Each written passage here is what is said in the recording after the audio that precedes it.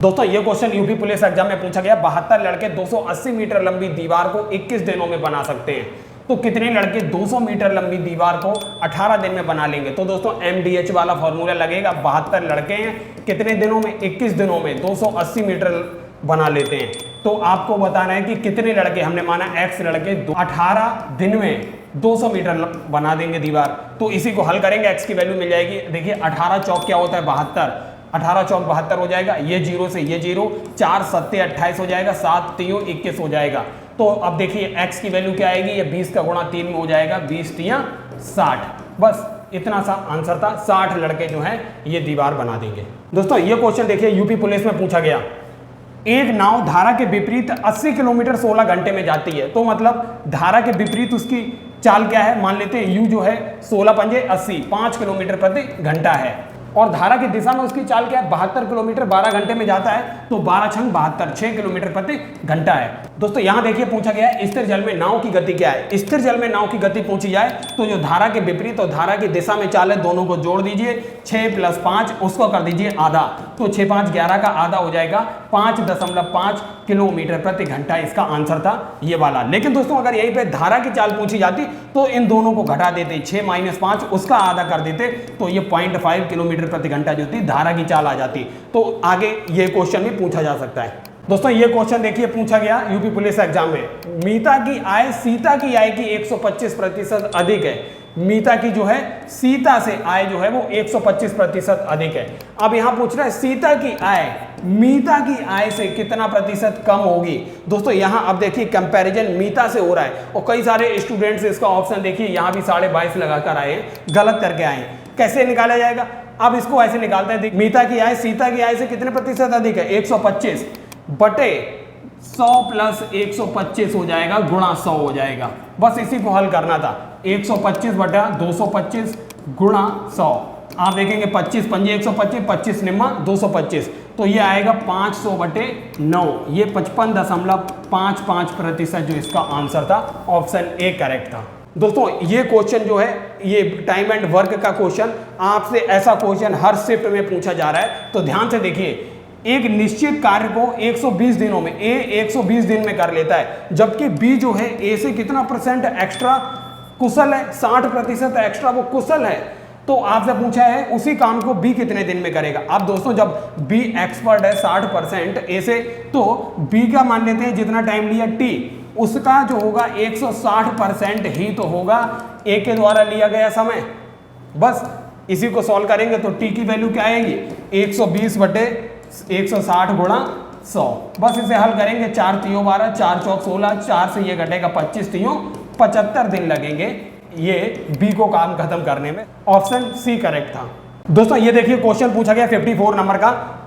एक व्यक्ति शांत जल में 22.5 किलोमीटर 1 घंटे में तय करता है। शांत जल में मतलब 22.5 किलोमीटर उसकी प्रति घंटा चाल हो गई, और वह पाता है कि जितना धारा के विपरीत समय लिया जाता है, धारा की दिशा में लिए गए समय से दोगुना होता है। दोस्तों हमने आपको बता चुके हैं उसकी शांत जल में जो चाल होती है, यहाँ दी है 22.5 किलोमीटर प्रति घंटा, वो किसके बराबर होती है, धारा की चाल गुणा धारा की दिशा में जितना समय लिया गया, मान लेते हैं वो x है, प्लस धारा के विपरीत जितना समय लिया गया, यहां देखिए दोगुना है वो, तो प्लस का 2x कर दीजिए, अपॉन इनका अंतर निकाल दीजिए 2x - x। बस 22.5 बराबर धारा की दिशा, ऊपर 3x बटे x से x कैंसिल होगा, तो a बराबर क्या आएगा, a बराबर 22.5 बटे 3, 3 7 21, 3 पंजे 15, मतलब 7.5 किलोमीटर प्रति घंटा जो है इसकी चाल होगी। ऑप्शन सी करेक्ट था। प्रॉफिट एंड लॉस से ये क्वेश्चन दोस्तों हर शिफ्ट में पूछा गया, और ये इसका ट्रिक हम आपको पहले भी बता चुके हैं, एक बार फिर बता देते हैं। 72 पुस्तकों का क्रय मूल्य 60 पुस्तकों के विक्रय मूल्य के बराबर है, तो लाभ प्रतिशत बताइए। आप देखिए दोस्तों 72 पुस्तकों का क्रय मूल्य 60 पुस्तकों के विक्रय मूल्य के बराबर है, मतलब आपका सेलिंग प्राइस 72 हो गया, कॉस्ट प्राइस 60 हो गया बटे कॉस्ट प्राइस हो गया। बस यही तो प्रॉफिट होता है। ऊपर हो गया 12 बटे 60 गुणा 100 हो जाएगा, 12 पंजे 60 हो जाएगा, 5 से ये जाएगा तो 20% का उसको प्रॉफिट हो रहा था। ऑप्शन सी करेक्ट है। बस इस टाइप के क्वेश्चन आपको कुछ सेकेंड्स के अंदर ही सॉल्व करना है। सी और बी एक कार्य को क्रमशः 18 और 24 दिनों में करते हैं। उन्होंने 8 दिनों तक एक साथ काम किया, फिर सी चला जाता है और बी ने शेष काम को कितने दिनों में पूरा किया होगा। सी जो है वो 18 दिन में कर रहा है, बी जो है वो 24 दिन में कर रहा है। हमने मान लिया कुल काम जो है इनका एलसीएम क्या है 72 है, 72 यूनिट काम है। तो बताइए सी एक दिन में कितना करेगा, 18 चौक 72, 4 यूनिट। बी कितना कर रहा है, 24 तियां 72, तो बी जो है 3 यूनिट काम कर रहा है। दोनों मिलके 7 यूनिट एक दिन में काम खत्म कर रहे हैं। आप देखिए उन्होंने मिलके कितने दिन काम किया, 8 दिन मिलके काम किया, तो 56 यूनिट काम उन्होंने खत्म कर दिया था। मतलब 72 में से आप 56 घटाएंगे तो क्या आएगा, 16 यूनिट काम बचा हुआ था, जिसे किसने पूरा किया, बी ने पूरा किया सी के जाने के बाद। तो बस 16 यूनिट काम भाई कितने दिन में निपटाएगा, एक दिन में भाई कितना कर रहा है, बी 3 कर रहा है, तो 16 यूनिट काम कितने दिन में कर देगा, 3 से डिवाइड कीजिए, 16/3 दिन उसको लगेंगे बाकी के काम को फिनिश करने में। इसका ऑप्शन जो था 16/3 आप देखेंगे 5 3 15 और एक 16/3 ऑप्शन बी करेक्ट था। अब दोस्तों ये देखिए यूपी पुलिस में फिर क्वेश्चन पूछा गया, 12.5% की दर से एक धनराशि कितने समय में दोगुनी हो जाएगी। तो दोस्तों हमने मान लिया टी समय में वह दोगुनी हो जाएगी, तो इसकी भी ट्रिक हमने आपको बताई थी। रेट ऑफ इंटरेस्ट बराबर क्या होता है, जितनी गुनी हो जाएगी n-1 कीजिए, उसे टाइम से डिवाइड कर दीजिए, इसे 100 से मल्टीप्लाई कर दीजिए बस। अब रेट ऑफ इंटरेस्ट 12.5 दिया हुआ है, n-1 मतलब दुगना हो जाएगा, 2 - 1 बराबर 1 ही आएगा, 1/t गुणा 100 हो जाएगा, तो t इधर हो जाएगा, तो ये आ जाएगा t बराबर 100/12.5, दशमलव हटाएंगे ऊपर 0 बढ़ेगा, 125 अट्ठे क्या होगा 1000 होता है, तो 8 वर्षों में वह धन जो होगा वह दोगुना हो जाएगा, 8 वर्षों में। ऑप्शन ए करेक्ट था। यूपी पुलिस में पूछा गया, 2 प्रकार के चावल की दर, एक 11 रुपए प्रति किलोग्राम, दूसरा 21 रुपए प्रति किलोग्राम है, और उसे परिणामी मिश्रण इन दोनों का करना है, और परिणामी 17 रुपए प्रति किलोग्राम लेकर आना है। तो बताना है वह किस रेशियो में मिश्रण किया जाए। तो दोस्तों हम आपको बता चुके हैं 11 केजी, 21 केजी और 17 केजी करना है। तो आप इन दोनों का अंतर क्या हो जाएगा बताइए, 6 हो जाएगा। इन दोनों का अंतर क्या हो जाएगा, इन दोनों का अंतर 4 हो जाएगा। तो 11 रुपए वाला और 21 रुपए वाले का अनुपात हो जाएगा, 11 के सामने आया है 4 और 21 के सामने आया है 6, तो 2 दूनी 4, 2 तियां 6, मतलब 2:3 के अनुपात में उसे मिश्रण करना पड़ेगा। ऑप्शन बी करेक्ट था। अब दोस्तों ये क्वेश्चन पूछा गया, यदि 30 टेबलों का लागत मूल्य 40 टेबलों के विक्रय मूल्य के बराबर है तो प्रतिशत हानि या लाभ बताना था। उसका लागत मूल्य क्या है, 30 टेबलों का लागत मूल्य 40 टेबल के विक्रय मूल्य के बराबर है, मतलब 40 - 30 बटे अगर 40 कर दें गुणा में 100 कर दें तो आपका आंसर निकल आएगा, ऊपर हो जाएगा 10/4 गुणा 10, तो ये हो गया 100, तो 25% जो होगा उसको हानि होगी, 25% उसका लॉस होगा। दोस्तों ये क्वेश्चन देखिए यूपी पुलिस में पूछा गया, उत्तर प्रदेश पुलिस में, चावल के प्रति किलोग्राम मूल्य में 25% की वृद्धि हो गई और एक व्यक्ति 1200 रुपए में 6 किलोग्राम चावल कम खरीद पा रहा है, तो चावल का प्रति किलोग्राम प्रारंभिक मूल्य पूछा था। कई सारे स्टूडेंट्स इस क्वेश्चन को पूरा सॉल्व करने गए और कम से कम 2 से 3 मिनट खा लिए। हमने उनको बताया हुआ था मूल्य कितना बढ़ा, 25%। अब वह कितने रुपए में, 1200 रुपए में कितने किलोग्राम कम खरीद पा रहा है, 6 किलोग्राम कम खरीद पा रहा है। मल्टीप्लाई कीजिए कितने प्रतिशत बढ़ा है, 25, मतलब अब 125 हो गया है। 25 पंजे 125, 6 दूनी 12, 200 और 5 से ये कट जाएगा, 5 चौक 20 बराबर 40 रुपए जो था इसका प्रारंभिक मूल्य था। दोस्तों ये देखिए आपसे यूपी पुलिस के अंदर एक छोटा सा एलसीएम का क्वेश्चन पूछा गया, 90, 128 और 144 को एलसीएम याद करना है। अगर दोस्तों आप इसे सॉल्व करने जाएंगे तो वही आप प्राइम फैक्टराइजेशन मेथड से करेंगे, लेकिन इसे सॉल्व करने की जरूरत बिल्कुल थी ही नहीं। आप ये देखिए ये 90 जो है किससे विभाजित हो रहा है, 3 से विभाजित हो रहा है, 144 भी 3 से विभाजित हो रहा है, इसका मतलब इसका एलसीएम जो आएगा वो भी 3 से विभाजित होगा। आप देख लीजिए 6 4 10, 10 और 7 17 और 5 हो जाएगा 22, 22 3 से विभाजित होता है, नहीं होता है। 8 5 13, 13 और 7 20 और 5 25, क्या 3 से विभाजित होगा, नहीं होगा। 6 और 7 हो जाएगा 13, 13 5 जो हो जाएगा 18, ये 3 से विभाजित हो जाएगा। 7 5 12, 12 6 18 और 2 20, क्या 3 से विभाजित होगा, नहीं होगा। इसका मतलब आप एग्जामिनर ने ये क्वेश्चन ऐसे दिया था कि इसे सॉल्व नहीं करना था, आप ऑप्शन से ही टिक कर सकते थे। 5760 जो था इसका सी ऑप्शन करेक्ट था। प्रथम 100 धन पूर्णांकों का औसत कितना होगा। यहाँ दोस्तों देखिए औसत पूछा गया है, हम सबसे पहले योग बताते हैं। प्रथम 100 धन पूर्णांकों का योग क्या होगा, तो आपको पता है n गुणा n प्लस 1 डिवाइड बाई 2 ये योग होता है। अगर इसका आपको औसत निकालना है तो आप क्या करेंगे, n into n plus 1 divide by 2, आप जो जितनी भी संख्याएं हैं n संख्याएं हैं तो n से भाग दे दीजिए, n से n कटेगा तो n प्लस 1 अपॉन 2 ये इसका औसत होता है। आप देखिए n की वैल्यू क्या है, 100 है, तो आप 100 रखेंगे, 100 प्लस 1 क्या हो जाएगा, 101/2 मतलब 250.5 जो है इसका आंसर होगा, सी करेक्ट होगा। अब दोस्तों देखिए, सबसे पहले यूपी पुलिस में ये क्वेश्चन देखिए, ये क्वेश्चन पूछा गया 44 नंबर। यदि 9 क्रमागत सम संख्याओं का औसत अगर 132 हो तो पहली और अंतिम संख्या का अंतर ज्ञात कीजिए। और कई सारे स्टूडेंट इसको पूरा सॉल्व करने चले गए। उन्होंने क्या किया, पहले एक्स माना, प्लस प्लस करके निकालते गए, फिर इसका एवरेज, फिर नंबर निकाला, फिर अंतर निकाला। ऐसा नहीं करना था दोस्तों। अगर हमने पहला नंबर x मान लिया सम संख्या, तो दूसरा क्या होगा x + 2, मतलब ऐसे करके जाएंगे। तो कितनी संख्याएं हैं यहाँ देखिए, 9 संख्याएं हैं। तो 9 दूनी 18 होना चाहिए था, सबसे लास्ट में x + 18 आना चाहिए था। लेकिन दोस्तों ये देखिए, यहाँ पर पहली संख्या क्या है, x प्लस यहाँ 0 है। तो यहाँ पर 9 दूनी 18 ना होके 8 दूनी 16, मतलब यहाँ पर क्या आएगा, यहाँ पर आएगा x + 16 आएगा। x + 16 आएगा, पहले x है तो x और x + 16 का अंतर क्या आएगा, आप देखेंगे ये x से x कैंसिल हो गए, 16 हो जाएगा। तो इसका डी ऑप्शन करेक्ट था।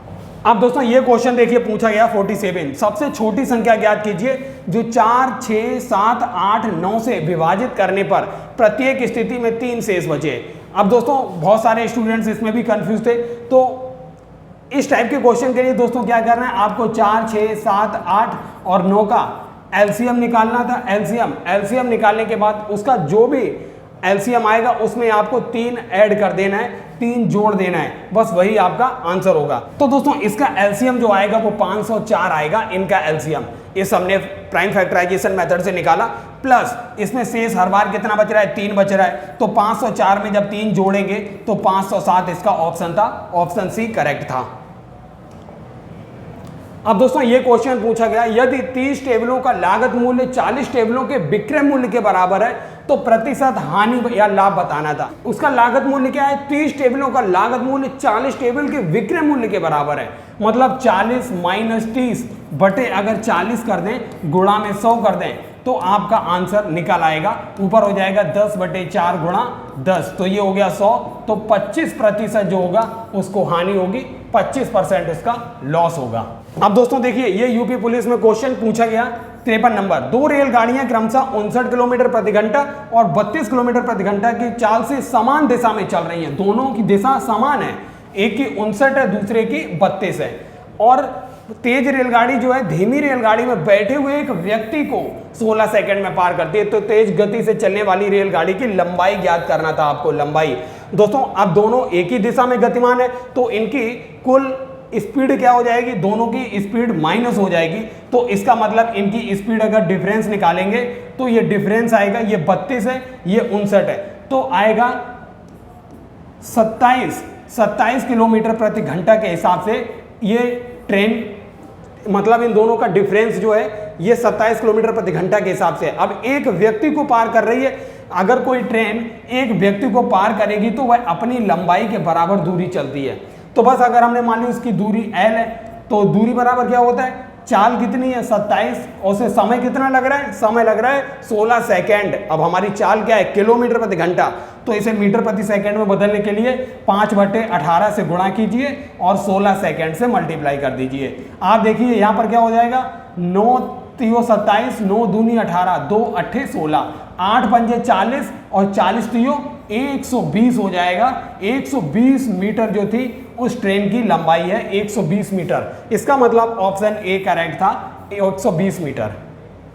अब देखिए क्वेश्चन, ये 54 क्वेश्चन देखिए यूपी पुलिस में पूछा गया। 67 मीटर लंबी एक ट्रेन 10 सेकंड में 33 मीटर लंबी सुरंग को पार कर लेती है।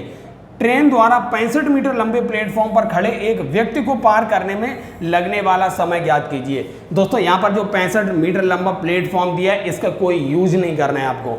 65 मीटर लंबे प्लेटफॉर्म पर खड़े व्यक्ति को पार करने में लगने वाला समय बताना है। इसका मतलब उस प्लेटफॉर्म पे खड़ा जो व्यक्ति है उसको बताना है। तो देखिए 67 मीटर लंबी ट्रेन जो है 10 सेकंड में 33 मीटर लंबी सुरंग को पार कर रही है। मतलब ट्रेन कुल कितनी दूरी चलेगी, अपनी लंबाई प्लस सुरंग की लंबाई, इतनी दूरी चलेगी। दूरी हो गई बराबर, हमने इच्छा मान ली चाल v है और टाइम कितना लग रहा है, 10 सेकंड लग रहा है। तो ये कितना हो गया, 100/10 हो जाएगा इसकी चाल। मतलब चाल 10 मीटर पर सेकंड के हिसाब से ट्रेन गतिमान है। अब बस दोस्तों एक व्यक्ति को पार करने में उसे कितना टाइम लगेगा, एक व्यक्ति को पार करने में उसकी लंबाई कितनी है, 67 है। तो दूरी बराबर चाल कितनी है, 10 है। और समय t है, तो टाइम t बराबर 67/10 का मतलब 6.7 सेकेंड जो लगेगा, 6.7 सेकेंड। ऑप्शन सी करेक्ट है। अब देखिए ये 65 मीटर का कोई यूज ही नहीं हुआ। 40 नंबर क्वेश्चन है, 12 फरवरी 2022 से लेके 11 फरवरी 2023 मतलब 1 साल। इसने यहां पर डेट दी हुई है कंफ्यूजन के लिए। 15% प्रति वर्ष की दर से आपको ब्याज लग रहा है, साधारण ब्याज 73,000 रुपए पर बताना है क्या होगा। तो सिंपल इंटरेस्ट दोस्तों आपको पता है मूलधन कितना है 73,000 रुपए, 73,000 और कितना रेट ऑफ इंटरेस्ट कितनी है 15%, कितने वर्ष के लिए 1 वर्ष के लिए, अपॉन 100 हो जाएगा। तो बस इसी को कैलकुलेट करना था, ये आसान सा क्वेश्चन था। तो दोस्तों 10,950 जो था इसका आंसर था पहला, ए ऑप्शन करेक्ट था। अब दोस्तों देखते हैं दूसरा क्वेश्चन। अब दोस्तों देखिए ये 41 नंबर का क्वेश्चन, 475 अंकित मूल्य। अब 475 जो अंकित मूल्य है इस पे अगर दुकानदार 15% की छूट दे रहा है, 15% की छूट दे रहा है, तो पूछ रहा है उसे कितनी छूट मिली। तो दोस्तों याद रखिए अब ये 475 का 15% आपको जस्ट निकालना था। तो दोस्तों ये देखिए 71.25 रुपी जो था उसको टोटल डिस्काउंट मिला, 71.25, इसका डी ऑप्शन करेक्ट था। अब दोस्तों ये क्वेश्चन देखिए 51 नंबर का, एक परीक्षा में एक छात्र अधिकतम अंक का 20% प्राप्त करता है। अगर हमने मान लिया अधिकतम अंक अगर उसका x है तो x का 20% क्या हो जाएगा x/5, और वह 5 अंकों से अनुत्तीर्ण हो जाता है। जबकि एक अन्य छात्र जो है अधिकतम अंकों का 30% प्राप्त करता है और वह जो उत्तीर्ण होने वाले अंक हैं उससे 20 अंक ज्यादा लेकर आ जाता है। तो दोस्तों x/5 अगर इसमें से हम इसमें 5 और जोड़ दें तो ये क्या बन गया, ये उत्तीर्ण होने वाले मार्क्स बन गए। वहीं आप ये किसके बराबर होंगे, अब दूसरा स्टूडेंट देखिए ये 3x/10 इतने मार्क्स लेके आया, लेकिन ये उत्तीर्ण होने के अंक से कितने ज्यादा हैं 20 ज्यादा है, तो माइनस का 20 कर दीजिए, तो ये भी क्या हो गए उत्तीर्ण होने वाले मार्क्स हो गए। अब दोनों बराबर हो गए। अगर इसको हल करेंगे तो 3x/10 माइनस x/5 बराबर हो जाएगा 20 को इधर लेके आएंगे तो हो जाएगा 25। 10 एलसीएम लेके अगर इसे सॉल्व करेंगे 3x माइनस 2x बराबर 25 हो जाएगा। तो x की वैल्यू यहां से निकल के आएगी 250। 250 जो था उसका मैक्सिमम मार्क्स था। अब दोस्तों किसी में भी रख दीजिए उत्तीर्ण होने के मार्क्स, अगर हम यहाँ इसमें रख देंगे तो 250/5 + 5 यही उत्तीर्ण होने के मार्क्स थे। 5 पंजे 25, 50 में 5 जोड़ेंगे 55 जो थे उसके उत्तीर्ण होने वाले मार्क्स थे 55। अब यहाँ पे देखिए दोस्तों यहाँ पर प्रतिशत में पूछा है, प्रतिशत कितना होगा। तो दोस्तों यहाँ पर 55 मार्क्स निकल के आया। अब 55 को प्रतिशत में आराम से बदल लीजिए, 55/250 गुणा 100 कर दीजिए, तो ये हो जाएगा 5 से 11 बार जाएगा, ये 50 हो जाएगा, 50 दूनी 100, 11 दूनी 22 हो जाएगा। मतलब 22% मार्क्स जो थे पासिंग मार्क्स थे। ऑप्शन डी करेक्ट था। दोस्तों ये क्वेश्चन देखिए हमने आपको सारे के सारे क्वेश्चन ट्रिक सेशन में सॉल्व करा चुके हैं। ये क्वेश्चन पूछा गया 250 मीटर की दूरी से एक पुलिसकर्मी के द्वारा एक चोर को देखा गया। जब पुलिसकर्मी पीछा करने के लिए उसके पीछे दौड़ता है तो चोर भी भागने लगता है। यदि चोर की गति 16 किलोमीटर प्रति घंटा और पुलिस की गति 20 किलोमीटर प्रति घंटा है तो चोर पकड़े जाने से पहले कितना दूरी भागेगा। दोस्तों हमने आपको ये ट्रिक सेशन में बताया हुआ था कि यहां पर आपको क्या करना है। ये देखिए चोर कितनी स्पीड से भाग रहा है 16 किलोमीटर प्रति घंटा, और उसने पुलिसकर्मी ने उसको कितने मीटर की दूरी पे देखा था 250।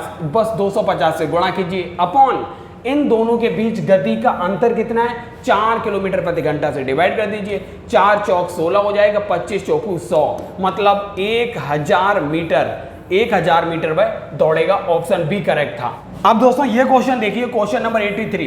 एक क्रिकेटर की 64 पारियों में रनों का एक निश्चित औसत था। 65वीं पारी में वह अपने ओर से बिना किसी स्कोर को किए हुए आउट हो गया तो उसका औसत 2 रन से गिर गया। आपको बताना है उसका नया औसत क्या होगा। दोस्तों ये क्वेश्चन सारे हमने ट्रिक सेशन में कराए हुए हैं। आइए फिर हम आपको एक बार बता देते हैं, केवल डाटा चेंज किया गया है। हमने बताया था 65वीं पारी में उसने जो स्कोर बनाया है वो किसके बराबर होता है, जो उसका नया औसत होगा x प्लस जो उसने 64वीं पारी में जितना स्कोर किया था मल्टीप्लाई जितना इसका औसत बढ़ गया या घट गया। अब देखिए यहाँ कम हो गया तो -2 से मल्टीप्लाई करना है, बस इसी को सॉल्व कीजिए। 65वीं पारी में कितने रन बनाए 0 रन बनाए, बराबर x नया औसत है प्लस 64 का -2 में गुणा करेंगे तो माइनस का ये हो जाएगा माइनस का 128। जब 128 इधर जाएगा तो x बराबर क्या आएगा 128, ये नया औसत होगा। तो 128 ऑप्शन सी करेक्ट था। अब दोस्तों ये क्वेश्चन देखिए, 2 वर्ष बाद चक्रवृद्धि ब्याज जो है 10% वार्षिक ब्याज की दर से 4840 रुपए हो जाता है, तो मूलधन क्या था, मूल राशि क्या थी। दोस्तों इस टाइप के क्वेश्चन आपको सॉल्व ही नहीं करने पड़ेंगे, केवल आप ऐसे ही आंसर दे सकते हो। अब देखिए 2 वर्ष में चक्रवृद्धि ब्याज, कुल चक्रवृद्धि ब्याज कितना हो जाएगा, तो हमने बताया था अगर 2 वर्ष हैं तो 10 प्लस 10 गुणा 10/100, ये कुल 2 वर्ष में चक्रवृद्धि ब्याज निकल आएगा। 100 से ये 100 कट जाएगा, तो 20 + 1 बराबर 21% जो होगा मूलधन का 21% 4840 होगा। अब दोस्तों देखिए ये 21% अगर हम 4000 का 21% निकालेंगे तो क्या आएगा, ये डबल जीरो कैंसिल होगा, तो ये 21 चौक 84 मतलब 840 आएगा। 840 जब 4000 में जुड़ेगा तो क्या बन जाएगा 4840। इसका मतलब ऑप्शन बी इसका करेक्ट था। ऐसे सॉल्व कर सकते हैं आप इसको। अब दोस्तों ये क्वेश्चन देखिए, ये सारे क्वेश्चन हमने ट्रिक से कराए हैं। एक्स और वाई एक कार्य को क्रमशः 12 और 18 दिनों में करते हैं। इन्होंने एक साथ कार्य करना शुरू किया और 4 दिनों के बाद वाई कार्य छोड़ के चला गया और बचा हुआ काम एक्स अकेले करता है, तो पूरा कार्य होने में कितना टाइम लगा। दोस्तों ये भी बहुत इजी क्वेश्चन है। आपको इस क्वेश्चन में क्या करना है, सबसे पहले देखिए हमने मान लिया, अब देखिए एक्स कितने 12 दिन में काम कर रहा है, वाई जो है 18 दिन में काम कर रहा है। हमने मान लिया कुल काम जो था इनका एलसीएम क्या होगा 36 यूनिट काम था। तो एक्स कितने, एक्स एक दिन में कितना काम कर रहा है 12 3 36 3 यूनिट, और वाई एक दिन में कितनी यूनिट काम कर रहा है 18 दूनी 36 2 यूनिट। अब देखिए दोनों ने कितने दिन तक मिलके काम किया, 4 दिन तक काम किया मिलके, 3 2 5, एक दिन में ये 5 यूनिट काम कर रहे थे, तो इन्होंने 4 दिन में कितना किया होगा 5 चौक 20 यूनिट काम खत्म कर दिया होगा। बचा कितना 36 था टोटल, 36 में से 20 गया, 16 यूनिट काम बचा। वो किसने किया, वो एक्स ने किया। एक्स एक दिन में 3 यूनिट कर रहा है, तो 16 यूनिट कितने दिन में कर देगा 16/3 हो जाएगा। इतने दिन लगेंगे उसे 16/3। अब दोस्तों आप देखिए 16/3 उसे यहाँ लग रहे हैं और प्लस 4 दिन उन दोनों ने मिलके काम किया। 4 3 12 और 16 कितना हो गया 28/3 दिन टोटल लगेंगे। इसका ऑप्शन डी करेक्ट था। अब दोस्तों ये क्वेश्चन देखिए, क्वेश्चन नंबर 88। एक व्यक्ति ने एक वस्तु को 20% की हानि पर बेच दिया। यदि वह उसे 1200 रुपए ज्यादा में बेचता तो 5% का उसे लाभ हो जाता। तो वस्तु का आपको क्रय मूल्य बताना है। दोस्तों ये केवल 2 सेकंड के क्वेश्चन थे और हमने सारे क्वेश्चन ये ट्रिक से कराए हुए हैं। ये दोस्तों कैसे 2 सेकंड में होगा, आप देखिए उसे अगर कितने रुपए ज्यादा में बेचता 1200 रुपए ज्यादा में बेचता तो कितना लाभ होता 5% का लाभ। पहले हानि कितनी हो रही थी 20% की, अब 5% का लाभ, तो टोटल चेंज कितना आएगा, टोटल चेंज 25% का हो गया। बस आप इसी 25 से इसे डिवाइड कर दीजिए, 100 से गुणा कर दीजिए, हो जाएगा 25 चौक 100 हो जाएगा, 12 चौक 48, मतलब 4800 रुपए जो था इसका एक्चुअल प्राइस था, उसका क्रय मूल्य था 4800 रुपए। इसका ऑप्शन जो होगा ऑप्शन सी इसका करेक्ट था 4800 रुपए। अब दोस्तों ये क्वेश्चन देखिए, काफी इजी क्वेश्चन पूछा था आपसे, एचसीएफ ने पूछा था। एचसीएफ में दोस्तों क्या करते हैं, हम लोएस्ट पावर लेते हैं। आप देखिए इन दोनों में सबसे दो देखिए दोनों में है। अब 2 की लोएस्ट पावर क्या है 2 की पावर 2, यहां लिख ली, गुणा। अब देखिए 3 भी दोनों में है, 3 की कम से कम पावर क्या है 3 की पावर 2, यहां लिख ली।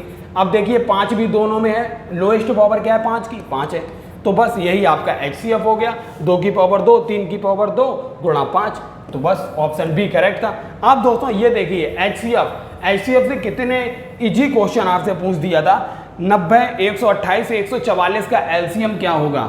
अगर दोस्तों यहाँ पर ऑप्शन अगर टफ फ्रेम करता तो आपको दिक्कत होती। ऑप्शन देखिए बिल्कुल इजी है। यहाँ देखिए ये क्या है 90 के पीछे क्या है 0 है, 90 के पीछे 0 है, तो अब देखिए कौन से इसके एलसीएम जो होगा उसके भी पीछे 0 आएगा। आप देखिए ना यहाँ 0 है, ना यहाँ 0, ना यहाँ 0, केवल ऑप्शन सी में ही 0 था। और दूसरा दोस्तों ऐसा भी हो सकता है, ये देखिए 90 किससे विभाजित हो रहा है 3 से, 144 3 से विभाजित हो रहा है। आप देखेंगे ये तीनों संख्याएं 3 से विभाजित नहीं हो रही हैं, तो आप 3 से विभाजिता से भी निकाल सकते थे और 10 से भी निकाल सकते थे। अब क्वेश्चन देखिए दोस्तों, ये वाला क्वेश्चन 92। एक व्यापारी अंकित मूल्य पर 20% की छूट देता है। उसे अभी भी क्रय मूल्य पर 44% का लाभ हो रहा है। तो पूछ रहा है यदि वह अंकित मूल्य पर वस्तु को बेचे तो उसे लाभ का प्रतिशत क्या होगा। इस क्वेश्चन को सॉल्व करने के लिए भी दोस्तों 5 सेकंड काफी है। हमने आपको बताया यहाँ पे अंकित मूल्य का कितने प्रतिशत दे रहा है, 20% छूट दे रहा है। तो अंकित मूल्य का कितने प्रतिशत ले रहा है, 80% उससे ले रहा है। ये किसके बराबर है, जो कॉस्ट प्राइस है उसका, उसके 144% के बराबर हो गया। बस यही तो था, बस आपको यही करना है। x बराबर हो गया 144/80, ये हो गया इंटू कॉस्ट प्राइस। ये आएगा, आप देखेंगे 16 पंजे 80, 16 निम्मा 144, 5 से अगर ऐसे करेंगे 5 एकम 5, 5 अट्ठे 40, मतलब जो अंकित मूल्य है वो कॉस्ट प्राइस का 1.8 गुना है। अगर 1.8 गुना है, अगर इसे 1 से माइनस करेंगे तो 0.8 आएगा, फिर उसे 100 से मल्टीप्लाई करेंगे तो 80% आएगा। ऑप्शन डी करेक्ट था।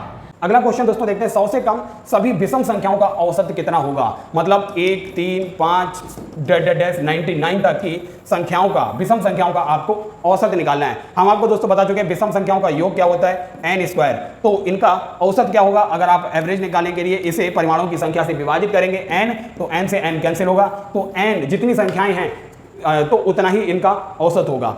तो 100 से कम कितनी विषम संख्याएं होंगी, आपको पता है 100 से कम 50 विषम संख्याएं होंगी। तो इसका ऑप्शन डी करेक्ट है।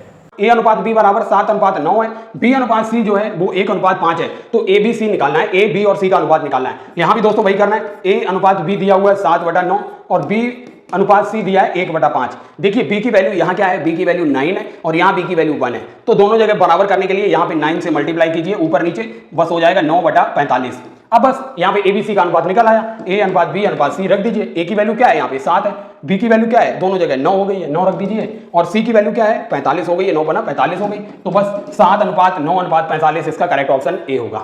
A अनुपात B दिया है 3:4, वहीं B अनुपात C जो है 8:9 दिया हुआ था। तो आपको A अनुपात C निकालना है। आप देखिए इनमें कॉमन क्या है, B देखिए दोनों जगह कॉमन है B, लेकिन देखिए ये B की वैल्यू समान है। यहाँ देखिए B की वैल्यू 4 है और यहाँ पर 8 है।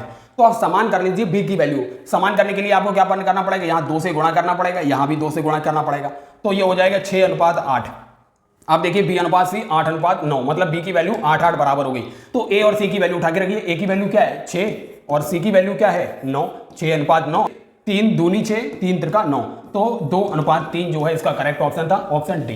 यदि किसी समांतर श्रेणी का प्रथम पद दिया है 9 और अंतिम पद है 79, तो आपको उस समांतर श्रेणी का औसत बताना था। तो याद रखिए समांतर श्रेणी का जो प्रथम पद है और अंतिम पद है इसका जोड़ करके आधा करेंगे तो आपको पूरी समांतर श्रेणी का एवरेज मिल जाता है। तो ये हो जाएगा 88/2, ये हो जाएगा 44 जो होगा इसका करेक्ट ऑप्शन था, ऑप्शन बी। अगर 7 - 4/√3 x की वैल्यू है तो आपको x + 1/x निकालना है। दोस्तों हम आपको कई बार बता चुके हैं, इस केस में आप इसका स्क्वायर कीजिए, 7 का स्क्वायर 49 माइनस इसका स्क्वायर कीजिए 16 × 3 हो जाएगा 48, और इनका डिफरेंस निकालिए माइनस। अगर डिफरेंस अगर 1 आ रहा है तो इस केस में दोस्तों जब भी x + 1/x निकालना पड़े तो उसका आंसर होता है जो अंडर रूट के बाहर टर्म है, इसको कर दीजिए 2 गुना, हो जाएगा 14 जो होगा इसका करेक्ट ऑप्शन होगा। तो आप देखिए ऑप्शन डी करेक्ट है। लेकिन अगर दोस्तों यहीं पे x प्लस की जगह x - 1/x पूछा होता तो जो अंडर रूट वाला टर्म है 4√3 इसका डबल करना होता है, तो 8√3 इसका आंसर होता है। x - 1/x के केस में 8√3 ऑप्शन होता है। ये दोस्तों क्वेश्चन यूपी पुलिस में पूछा गया। दो संख्याएं जो है उनका अनुपात 5:6 है, HCF अगर 4 हो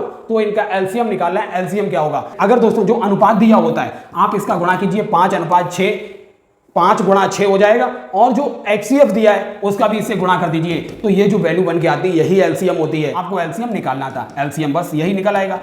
6 पंजे 30, 3 चौक 12, 120 जो था इनका एलसीएम होगा, ऑप्शन सी करेक्ट है। ए बी की तुलना में दुगना अच्छा कार्य करता है तथा वे दोनों मिलकर किसी काम को 14 दिन में पूरा करते हैं। ए अकेला इस कार्य को पूरा करने में कितना दिन लगाएगा। इनके बीच जो एफिशिएंसी है, ए की एफिशिएंसी दुगनी है बी की, तो ए और बी की एफिशिएंसी कितनी हो गई, 2:1 हो गई। कहने का मतलब है अगर ए दुगना एक्सपर्ट है बी से।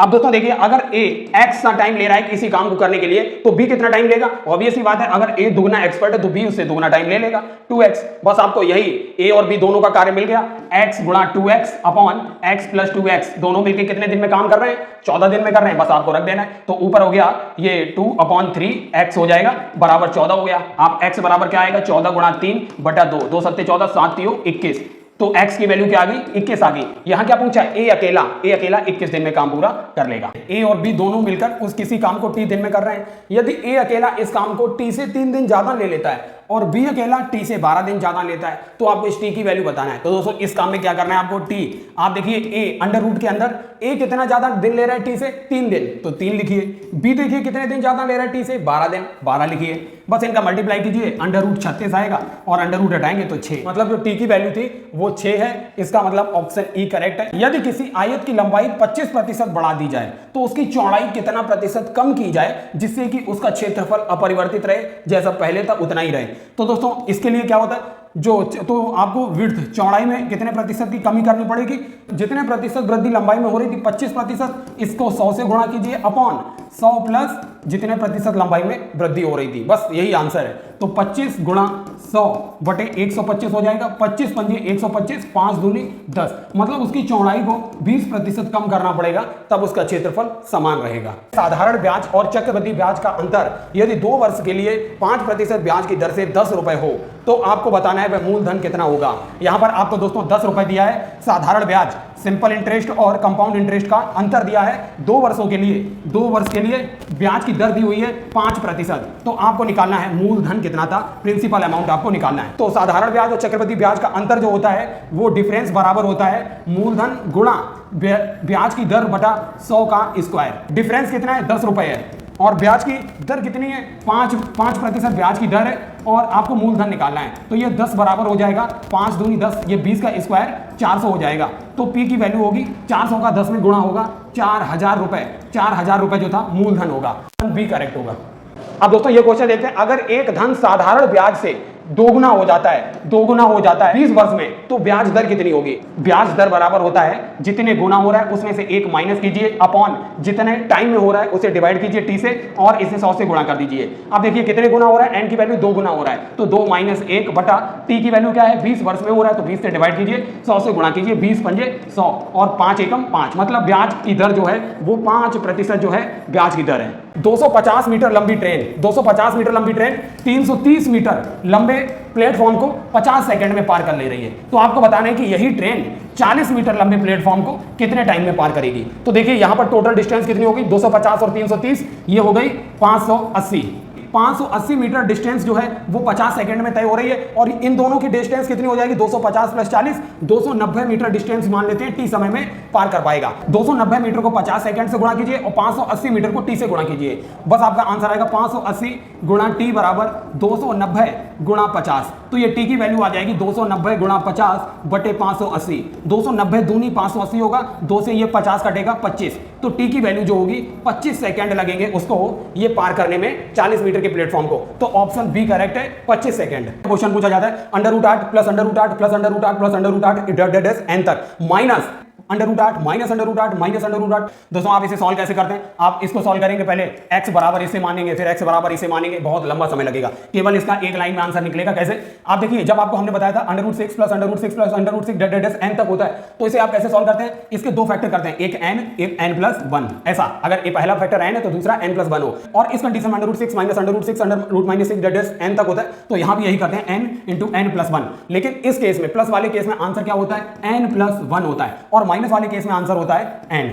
अब पीछे चलिए, यहां देखिए √8 प्लस √8 यही तो हो रहा है प्लस और यहां भी माइनस हो रहा है, लेकिन आप इसके गुणनखंड करने जाएंगे अगर तो n और n प्लस 1 के गुणनखंड करना थोड़ा टफ हो जाएगा क्योंकि दशमलव में आएगा। लेकिन दोस्तों अब यहां पर वही कॉन्सेप्ट लगेगा, अगर इसका आंसर n प्लस 1 होता है और इसका आंसर n होता है तो आप n प्लस 1 में से अगर n माइनस करेंगे तो क्या आएगा आंसर 1 आएगा ना, तो इन दोनों का माइनस सब्ट्रैक्ट करने पर हमेशा 1 आता है। यदि एक 7 सेंटीमीटर त्रिज्या वाले वृत्त में, ये वृत्त है 7 सेंटीमीटर त्रिज्या है, एक वर्ग बनाया जाता है, ये वर्ग बनाया गया तो आपको इसका क्षेत्रफल बताना है, इस वर्ग का क्षेत्रफल क्या होता है और आप इसे सॉल्व करने जाएंगे, आप इसको यहां मिलाएंगे, विकर्ण से इसकी भुजाएं निकालेंगे, काफी लंबा समय लगेगा। दोस्तों इस टाइप के प्रश्न दिए होते हैं, अगर आपको किसी वृत्त की त्रिज्या दी है और उसके अंदर वर्ग बनाया है तो उसका क्षेत्रफल जो होता है इसकी त्रिज्या है उसका स्क्वायर कीजिए और इसको कर दीजिए 2 गुना, मतलब 2 गुणा 49 बराबर 98 सेंटीमीटर स्क्वायर जो था इस वर्ग का क्षेत्रफल होगा।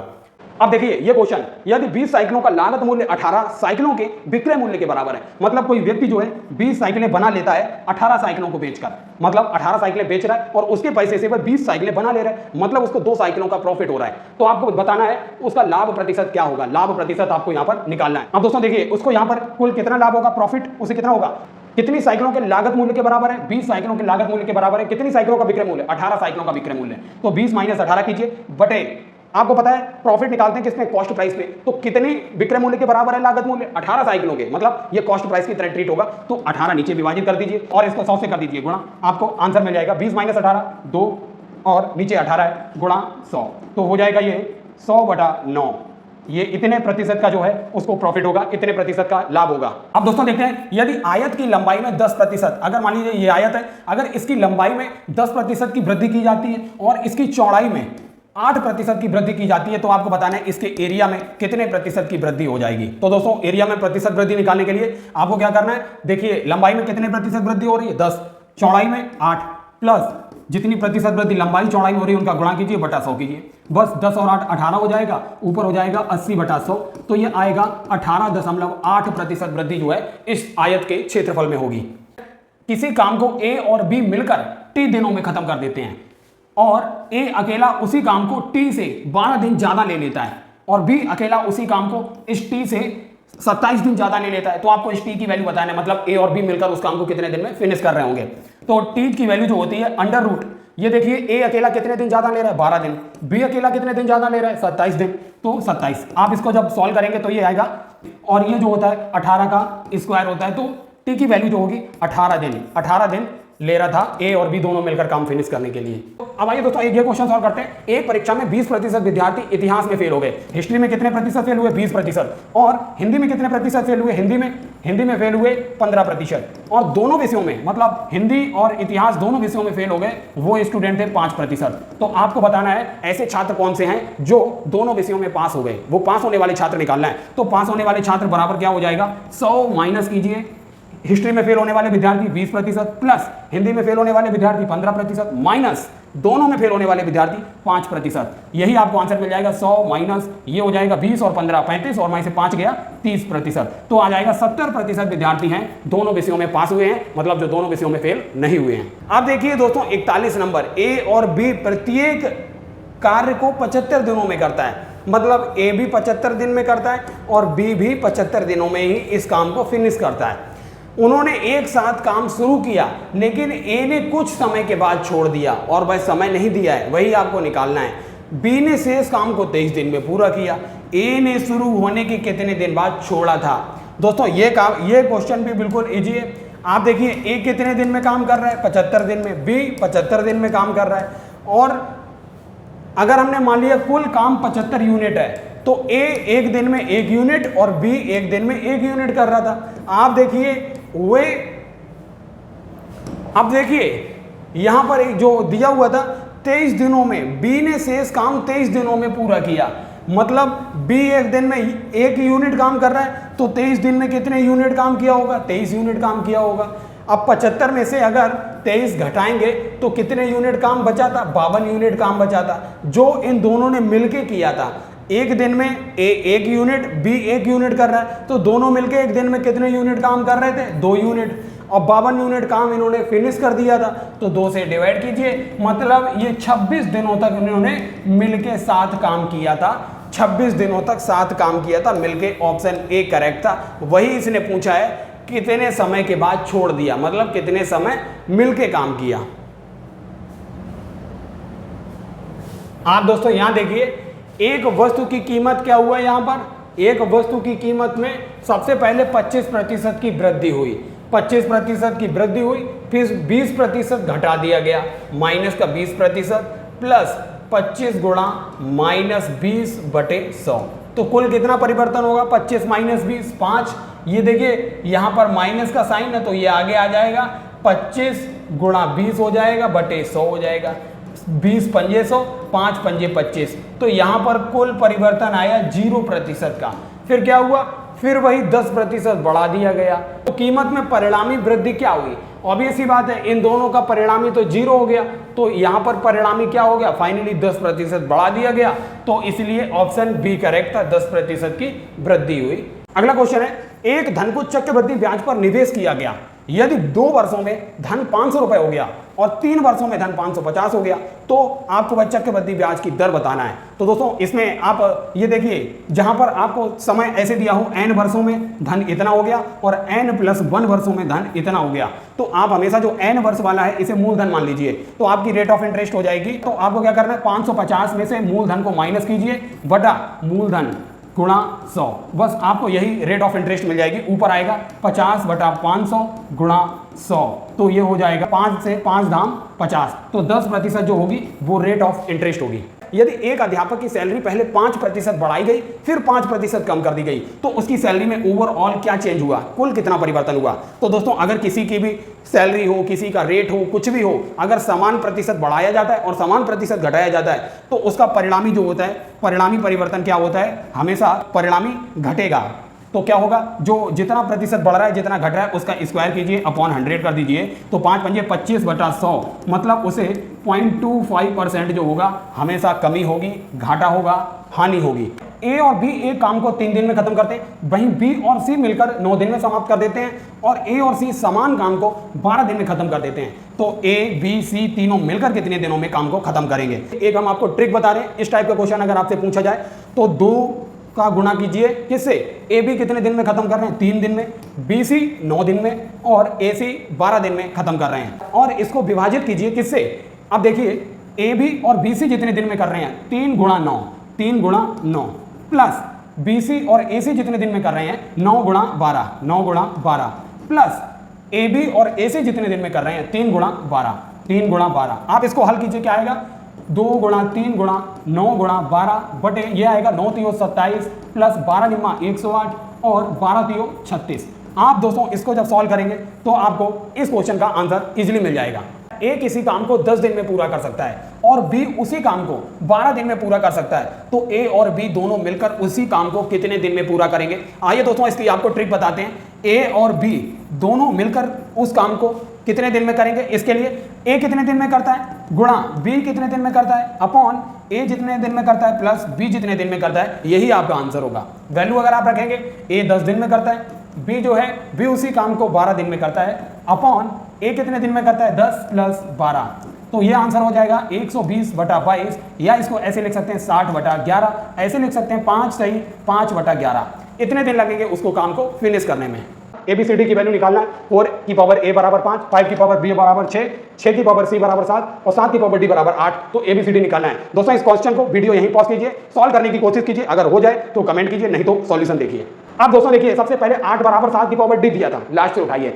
तो आप देखिए 7 की वैल्यू क्या है, 7 की वैल्यू 6 की पावर C है, तो 8 बराबर किसके होगा? 7 की जगह 6 की पावर C रखिए, 6 की पावर C और इसकी पावर D है तो CD हो जाएगा। अब देखिए 6 की वैल्यू क्या है? 5 की पावर B, तो 8 बराबर 6 की जगह 5 की पावर B रखेंगे तो B और CD पहले से ही है, BCD। अब देखिए 5 की वैल्यू किसके बराबर है? 4 की पावर A, तो 8 बराबर 4 की पावर A, BCD पहले से ही है, BCD। अब देखिए 8 बराबर 4 की पावर ABCD है, तो 8 हम कैसे लिख सकते हैं? 2 की पावर 3 बराबर 4 को कैसे लिख सकते हैं? 2 की पावर 2, ABCD पहले से ही है, बस। अब देखिए बेस बराबर और संख्याएं बराबर हो गई एक दूसरे की, इसका मतलब घातें बराबर हो गई, तो 3 बराबर 2 ABCD, तो ABCD की वैल्यू क्या आएगी? ABCD बराबर 2 को इधर भाग कर दीजिए, 3/2 बराबर 1.5, इसका आंसर था बी। ये 4/7, 5/13, 6/11, 3/5 में सबसे बड़ा संख्या आपको निकालना था, ये भिन्नें दी हुई थी। और दोस्तों ये SSC समेत आपके तमाम एग्जाम, चाहे यूपी पुलिस हो, हर जगह पूछा जाता है, तो आपको इन भिन्नों में सबसे बड़ा निकालना होता है। आप शॉर्ट ट्रिक से कैसे निकाल सकते हैं हम आपको बताते हैं। आप देखिए पहले ये वाली 2 भिन्न उठाइए, 4/7, 5/13, इस 13 को 4 से गुणा कीजिए, इस 7 को 5 से गुणा कीजिए, 13 चौकू 52 और 7 पन्ना 35। ये देखिए इनमें दोनों में 52 बड़ा है या 35? 52 बड़ा है, इसका मतलब 4/7 इन दोनों में बड़ा है, तो 4/7 हो गया बड़ा। अब इन दोनों को उठाइए क्योंकि 5/13 छोटा है। अब 4/7 और 6/11 को उठाइए, 4/7, 6/11, 11 को 4 से गुणा करेंगे 44 आएगा, 7 को 6 से गुणा करेंगे 42 आएगा। फिर देखिए 44 मतलब ये इससे भी बड़ा है 6/11 से। अब 4/7 को लास्ट सबसे अंतिम नंबर 3/5, 3/5 से तुलना कीजिए, 5 चौक 20, 7 तियों 21। देखिए 21 बड़ा है या 20, तो 21 बड़ा है, मतलब सबसे बड़ा संख्या निकल आया 3/5 जो है सबसे बड़ी संख्या है। तो दोस्तों इसका ये 3/5 ऑप्शन करेक्ट था। अब आइए देखते हैं अगला क्वेश्चन। ये दोस्तों स्क्वायर की ट्रिक हम आपको बताते हैं। अगर कोई भी नंबर है जिसका इकाई का अंक 5 है, 2 डिजिट का नंबर जिसका इकाई का अंक 5 है, दोस्तों आपको क्या करना है, जैसे ये वाला अंक देखिए दहाई का अंक 1 है, 1 के बाद क्या आता है 2 आता है, तो 2 एकम 2। ऐसे ही यहां पर देखिए दहाई का अंक क्या है 2, 2 के बाद क्या आता है 3, इसको 3 से गुणा कीजिए, 3 दूनी 6, और 3, ये देखिए दहाई का अंक 3 है, 3 के बाद क्या आता है 4, 4 से गुणा करेंगे 4 तियों 12। यहाँ देखिए दहाई का अंक 4 है, 4 के बाद आता है 5, तो यहाँ पे 5 से गुणा करेंगे, 5 चौक 20। आपको पीछे क्या करना है, 5 का स्क्वायर ऐड कर देना है, 5 पंजे 25, 5 पंजे 25, 5 पंजे 25 और 5 पंजे 25। तो दोस्तों आप 85 का स्क्वायर आप करके बताइए। अब आइए दोस्तों देखते हैं क्वेश्चन नंबर तीसरा। राजेश शांत जल में 12 किलोमीटर प्रति घंटे से तैर लेता है। राजेश को धारा के विपरीत जाने में धारा की दिशा में जाने से दुगना समय लग जाता है, तो आपको धारा की चाल बताना है। दोस्तों शांत जल में जो चाल होती है वो बराबर होती है धारा की चाल गुणा उससे धारा के विपरीत जाने में कितना गुना टाइम लगता है, धारा के दिशा में जाने से 2 गुना टाइम लगता है। तो जितना गुना टाइम लगता है उसमें 1 जोड़िए, अपॉन जितना गुना टाइम लगता है उसमें 1 घटाइए, बस इससे सॉल्व हो जाएगा। शांत जल में चाल कितनी दी है 12 किलोमीटर प्रति घंटा, और धारा की चाल हमें निकालनी है, तो 2 और 1 3/1 हो गया, बस 3 इधर विभाजित कर दीजिए इसे, तो धारा की चाल क्या आ जाएगी, धारा की चाल बराबर 12/3 बराबर 4 किलोमीटर प्रति घंटा जो है वो धारा की चाल आएगी, 4 किलोमीटर प्रति घंटा।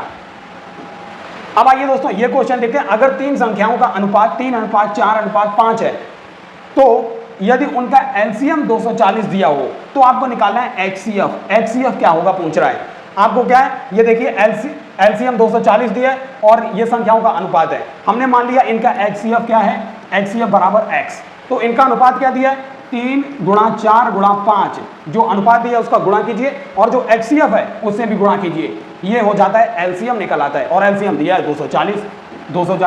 5 चौक 20 3 और 60 हो जाएगा, 60x बराबर 240, तो ये कट जाएगा 0 से 0, 6 चौक 24, तो x की वैल्यू आ जाएगी 4। ऑप्शन तीसरा करेक्ट है, एचसीएफ आएगा 4। अब दोस्तों देखते हैं अगला क्वेश्चन। यदि a बराबर -13, b बराबर 7 और c बराबर 6 हो तो a³ + b³ + c³ की वैल्यू क्या होगी। दोस्तों आप क्या करते हैं, आपने जैसे ही देखा आप सॉल्व करने चले जाएंगे, 13 का क्यों करेंगे, b का क्यों, 7 का क्यों करेंगे, 6 का क्यों करेंगे, बहुत टाइम लगेगा। आपको एक शॉर्ट ट्रिक क्या करना है, आप देखिए a + b + c अगर 0 हो तो देखिए यहाँ पर a + b + c 0 हो जा रहा है, -13 + 6 + 7, 7 और 6 13, 13 में से 13 गया 0।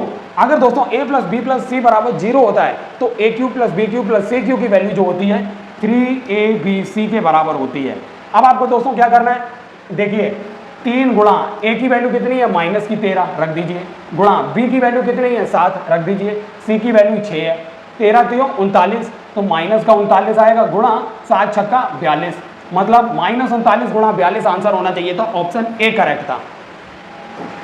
अब आइए दोस्तों ये देखते हैं, ये देखिए रूट में दिया हुआ है ये 2, ये रूट में दिया है 3, ये 5 की पावर 1/4 है और 7 की पावर 1/6 है।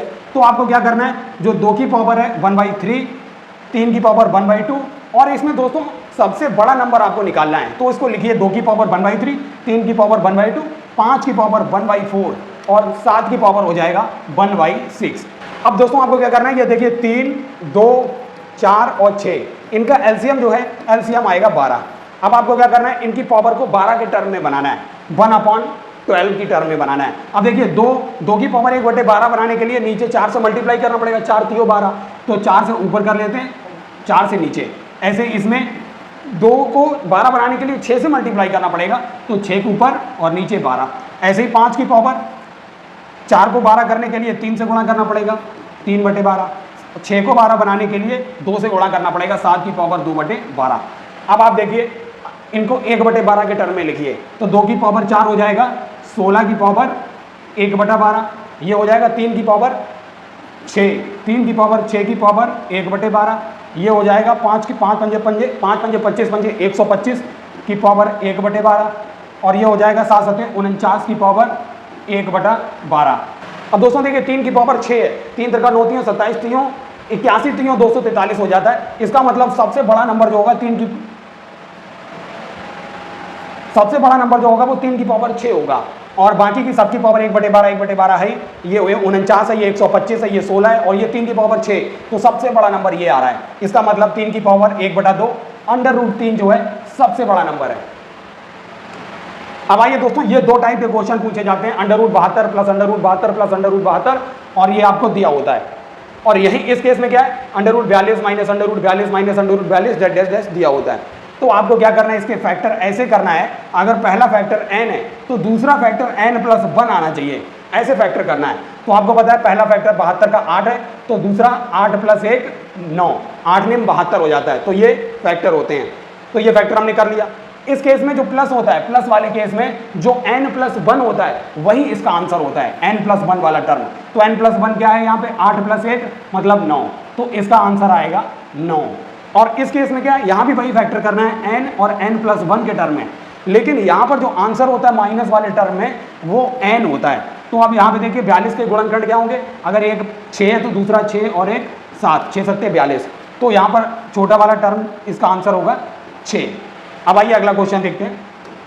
अब आइए दोस्तों ये क्वेश्चन देखते हैं, एक बल्लेबाज अपनी छठी पारी में 80 रन बनाता है और उसका औसत 5 से बढ़ जाता है, तो आपको बताना है छठी पारी के बाद उसका औसत क्या होगा।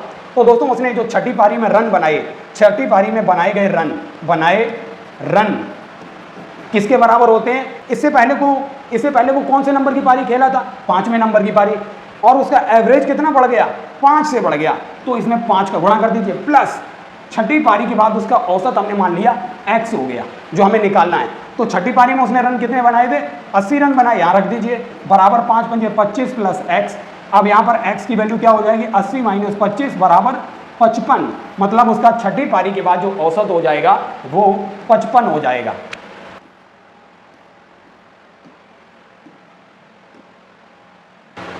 दोस्तों ये क्वेश्चन है 156*942 में लुप्त अंक ज्ञात करें जिससे यह संख्या 11 से पूर्णतः विभाजित हो जाए।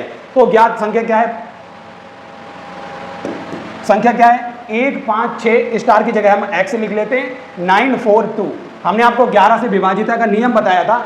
आप देखिए इसमें विषम संख्या पे स्थित अंक कौन से हैं, ये 1 2 3 4 5 6 7, हमने नंबरिंग कर ली। अब विषम संख्या पर स्थित, विषम स्थानों पर स्थित अंक कौन से हैं, 2 9 6 1, इनको जोड़ लीजिए, 9 2 11 और 6 17 और 1 18। विषम स्थानों पर स्थित अंकों का योग 18 है। अब सम स्थान पर स्थित अंकों का योग क्या है, 4 + x + 5, मतलब 4 और 5 9 + x, 9 + x।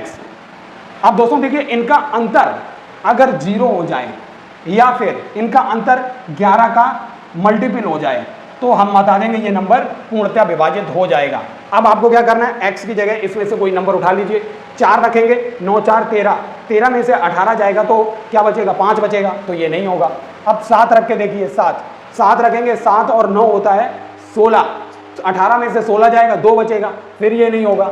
8 रख के देखेंगे, 8 और 9, 8 दूनी 16 और 1 17, 18 में से 17 गया, 1 बचेगा, ये भी नहीं होगा। हम इसे डायरेक्ट भी कर सकते थे क्योंकि हमें पता है 9 और 9 18 होता है, 18 में से 18 जाएगा तो 0 आएगा, लेकिन हम आपको समझाना चाह रहे थे इसलिए हमने आपको बताया। इसका ऑप्शन डी करेक्ट था, 9। तो आपको ये विभाजिता का नियम समझना चाहिए। अब आइए दोस्तों ये क्वेश्चन देखते हैं, 4116 में कम से कम क्या जोड़ा जाए कि योगफल 8 से पूर्णतः विभाजित हो जाए। अब संख्या क्या है, 4116। हमने 8 से पूर्णतः विभाजित होने के लिए क्या बताया था, लास्ट की 3 डिजिट उठाइए, 116, और इसे 8 से विभाजित करके देखिए हो रही है कि नहीं, तो होगा 8 एकम 8, बचेगा 3, तो 36 हो जाएगा।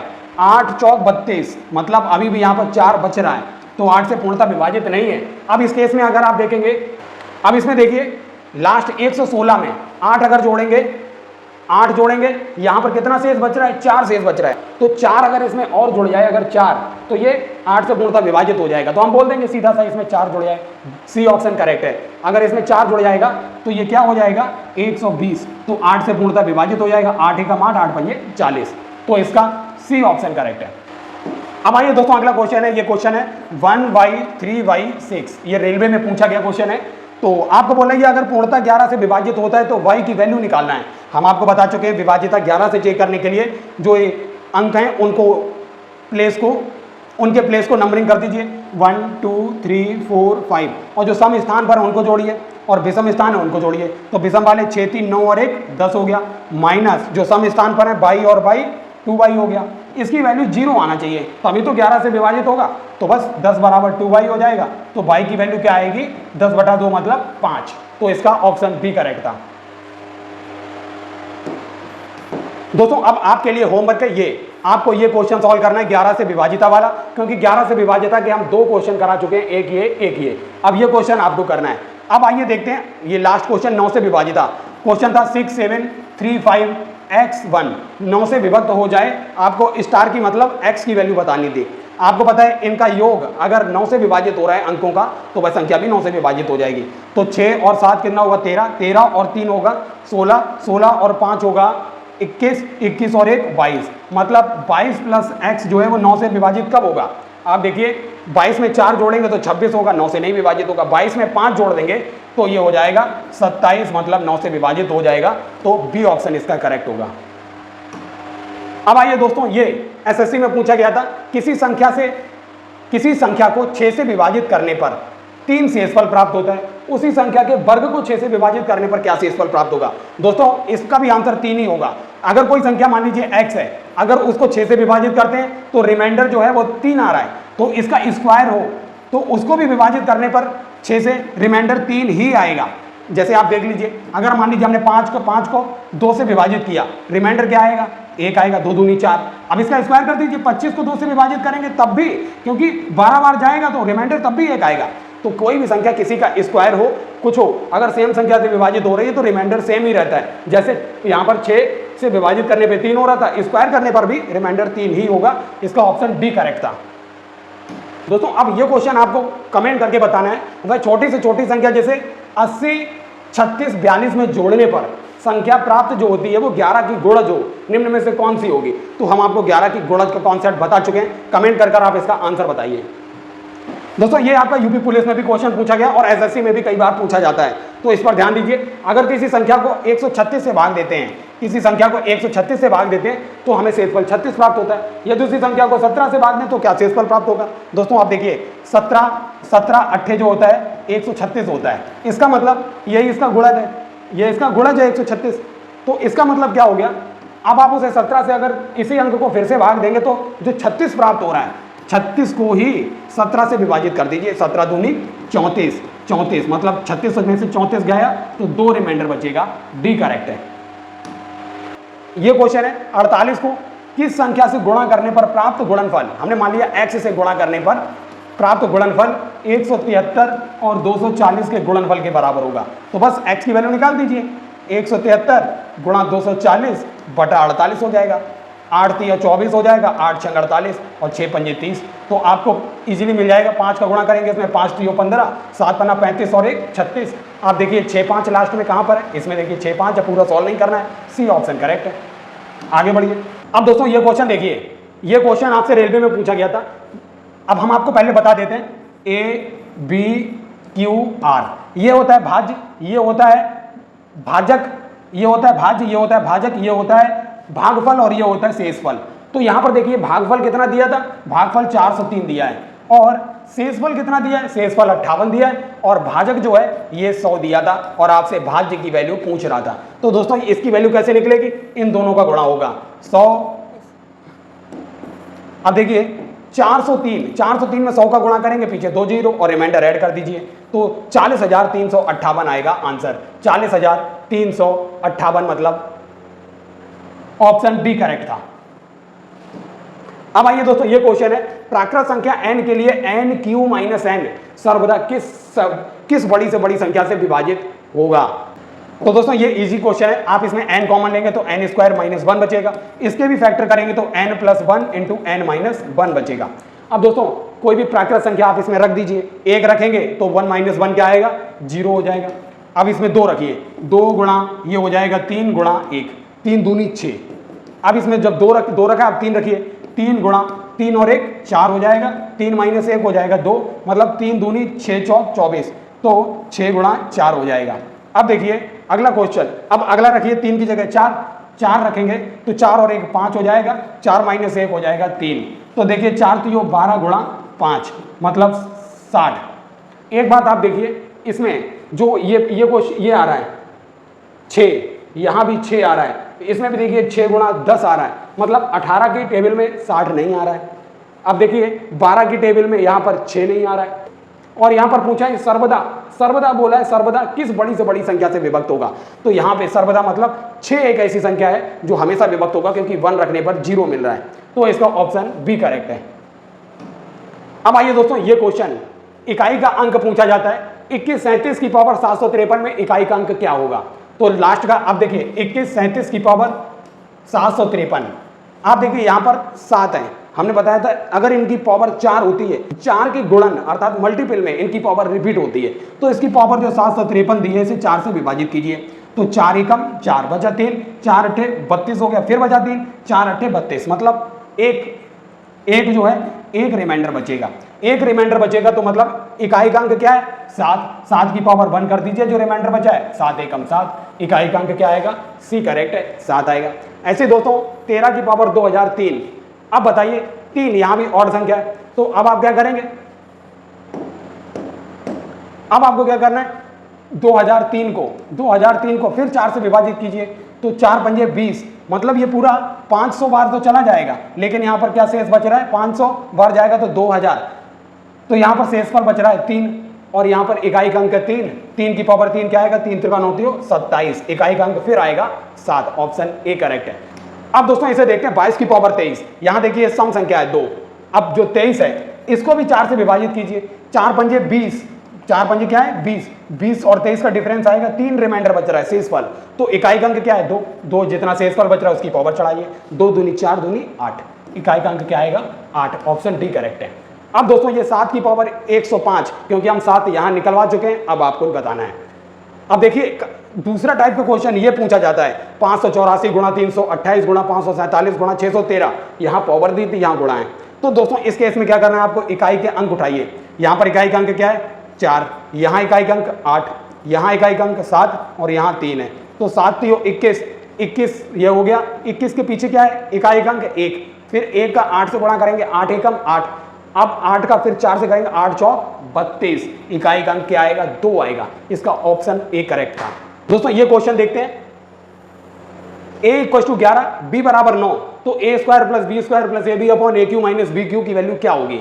तो दोस्तों आपको पता है, आप बताइए aq - bq का फॉर्मूला क्या होता है, a - b गुणा a² + b² + ab, जब ये वैल्यू यहां रखेंगे तो ये a² + b² + ab, a² + b² + ab से कट हो जाएगा, क्या बचेगा 1 अपॉन ये a - b बचेगा, a - b, a की वैल्यू क्या है 11, b की वैल्यू है 9, तो 11 में से 9 गया 2, 1/2 जो है आंसर था पहला।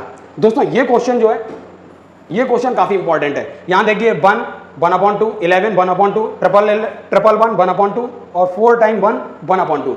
दोस्तों अगर आपको 1 plus double time 1 plus triple time 1 plus 4 time 1 और भी प्लस 5 टाइम 6 टाइम 7 टाइम दिया हो, तो अगर जैसे 4 टाइम दिया है तो आपको क्या करना है 1 से लेके 4 तक की काउंटिंग लिख दीजिए, 1 2 3 4, यही इसका आंसर होगा। अगर ये 5 टाइम दिया होता 1 2 3 4 5 लिख देते, 6 टाइम तो 1 2 3 4 5 6।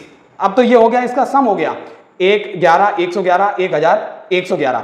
अब दोस्तों देखिए ये हाफ, ये हाफ और ये हाफ, ये half, half half 1 half half 1 1 और 1 2, जब इसमें 2 ऐड होगा तो 4 2 6 1 2 3 4 2 6 1 2 3 6, ऑप्शन ए करेक्ट है। क्यों, और दोस्तों ये हमने ऐसे इसलिए लिखा था क्योंकि 1 1/2 को कैसे लिख सकते हैं 1 + 1/2, इसलिए हमने इनको ऐसे लिखा। अब आइए दोस्तों ये क्वेश्चन 66 का स्क्वायर माइनस 34 का स्क्वायर क्या होगा। अगर दोस्तों आप इस क्वेश्चन को स्क्वायर करके करेंगे बहुत टफ हो जाएगा, आपको नहीं करना है। 66 स्क्वायर माइनस 34 स्क्वायर, दोस्तों ये क्या हो गया a square minus b square, इसका formula a minus B into a plus B हो जाता है। बस आपको क्या करना है, एक बार इनको घटाएंगे तो 66 में से जब 34 जाएगा तो क्या आएगा 32 गुणा, और इन दोनों को जब ऐड करेंगे तो आएगा 100, तो a minus b 32 a plus b 100, इनका गुणा 3200 हो गया। बहुत इजी, अगर आप इसके स्क्वायर से करेंगे तो आपको बहुत टफ पड़ेगा, ऑप्शन बी करेक्ट है। दोस्तों अब ये क्वेश्चन करना है आपको, ये क्वेश्चन आप करके कमेंट सेक्शन में बताइए आंसर। सेम क्वेश्चन ये है 106 का स्क्वायर माइनस 94 का स्क्वायर, इन दोनों को आप सॉल्व करके कमेंट सेक्शन में आंसर करेंगे। अब आइए दोस्तों ये क्वेश्चन देखते हैं। 589 प्लस 187 का स्क्वायर माइनस 589 माइनस 187 का स्क्वायर अपॉन 589 गुणा 187। दोस्तों इस क्वेश्चन को आप हमेशा ट्रिक के थ्रू जाइए। क्या ट्रिक होगी, आप 589 की जगह रखिए ए और 187 की जगह रखिए बी, बस रख दीजिए तो हो जाएगा a प्लस बी का square minus a minus b का स्क्वायर अपॉन में हो जाएगा a इंटू बी। दोस्तों अगर आपको पता है a प्लस बी का whole square minus a minus b का होल स्क्वायर क्या होता है तो डायरेक्ट लिखिए, नहीं तो इसे सॉल्व करने जाएंगे तो फिर आपका टाइम कंज्यूम होगा। हमें पता है इसका वैल्यू जो होता है 4ab होता है अपॉन में ab होता है, अपॉन में ab है, ab से ab कट जाएगा तो आंसर 4 आएगा, इसलिए आपको इसे सॉल्व भी नहीं करना था, इसका ऑप्शन ए करेक्ट था। अब दोस्तों ये क्वेश्चन आप करके बताइए कमेंट सेक्शन में, दोनों सेम क्वेश्चन है।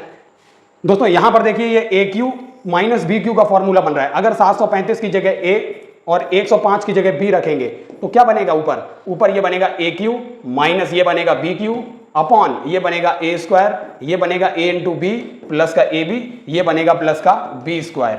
बस A Q minus B Q क्या होता है, ए माइनस बी गुणा A square plus B square plus A B upon में क्या हो जाएगा A square plus B square plus A B हो जाएगा, ये कैंसिल हो जाएगा, ए माइनस बी आंसर आ जाएगा। ए माइनस बी मतलब 735 में से अगर 105 जाएगा क्या बचेगा 630, तो दोस्तों आंसर आएगा 630। अब आइए दोस्तों ये क्वेश्चन करते हैं। 1 minus 1/3, 1 minus 1/4, 1 minus 1/5, 1 minus 1/n, इसकी वैल्यू बताना है। आप दोस्तों इसे देखेंगे 1 माइनस 1/3 क्या आएगा, 3 एकम 3 में से 1 गया 2/3 गुणा 4 एकम 4 में से 1 गया 3/4, 5 में से 1 गया 4/5 डेड डेड डैश, ये हो जाएगा n माइनस 1/n। आप देखिए इसका हर इसके अंश को काट रहा है, इसका हर इसके अंश को काट रहा है, ऐसे ही इससे पहले वाला जो हर होगा वो इसके अंश को काट देगा, बचेगा क्या, इधर 2 बचेगा और इधर बचेगा n, तो 2/n जो है इसका आंसर होगा। अब आइए दोस्तों ये क्वेश्चन सॉल्व कीजिए। 1.331 की पावर -1, 1.331 की पावर -2 प्लस डेड डैश 1.331 की पावर -7 अपॉन में ये दिया हुआ है, इसको कैसे सॉल्व करेंगे। अगर दोस्तों आप एक चीज देख रहे होंगे यहाँ पर 1.331 की पावर -1 अगर नीचे से कॉमन ले लें तो ऊपर जो है 1.331 की पावर -1 प्लस 1.331 की पावर -2 प्लस डेड डैश 1.331 की पावर -7 अपॉन, अब देखिए 1.331 की पावर -1 हमने कॉमन ले लिया इसमें से नीचे, तो यहाँ क्या बच रहा है 1.331 की पावर -1 प्लस 1.331 की पावर -2 प्लस डेड डैश 1.331 की पावर -7 की पावर 2/3। अब दोस्तों आप बताइए, ये देखिए ये वाला टर्म ब्रैकेट के अंदर और ये वाला पूरा टर्म सेम हो गया, मतलब ये और ये वाला पूरा टर्म कैंसिल आउट हो जाएगा, क्या बचेगा 1/331 की पावर -1 की पावर 2/3। दोस्तों इधर -1 की पावर क्या है -1, तो ये ऊपर चली जाएगी, क्या हो जाएगा 1.331 की पावर 1 की पावर क्या हो जाएगा 2/3 दिया हुआ था।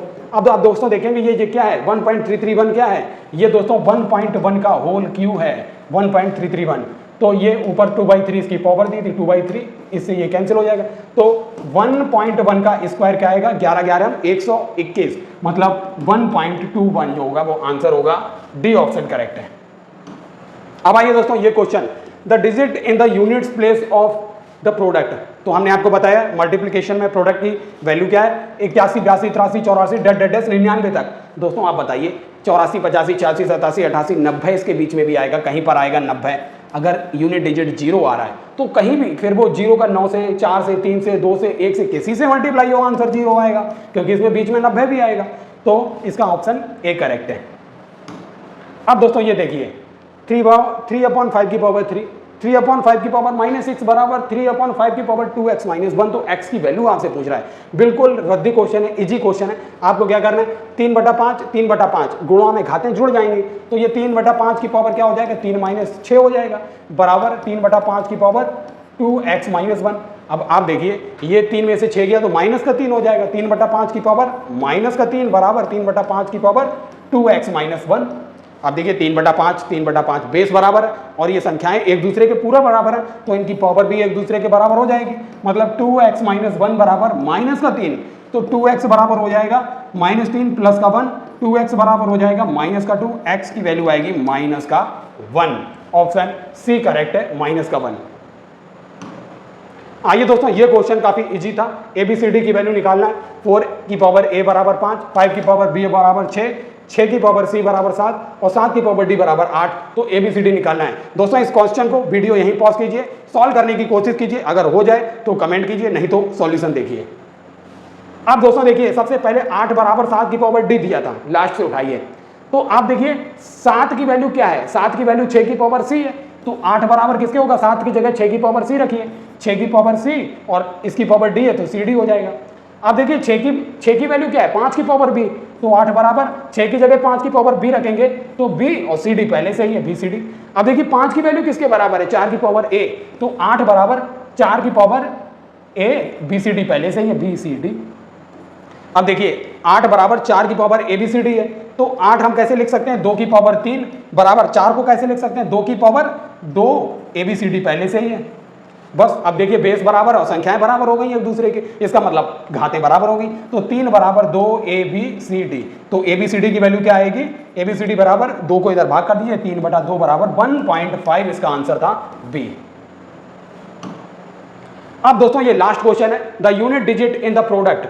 आपको ये लास्ट डिजिट निकालना है। हम दोस्तों आपको बता चुके हैं, ये देखिए अगर इकाई का अंक 1 है तो ऑब्वियस सी बात है इसका पावर कुछ भी हो, इकाई का अंक क्या आएगा, 1 ही आएगा।